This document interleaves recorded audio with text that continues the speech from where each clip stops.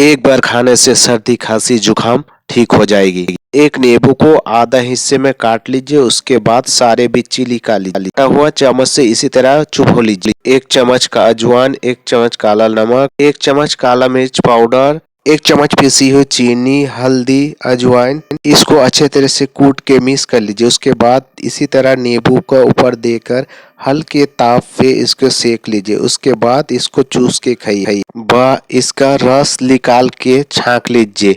शहद के साथ मिलाकर इसको खाने से भी सर्दी जुकाम एक बार में ठीक हो जाएगा।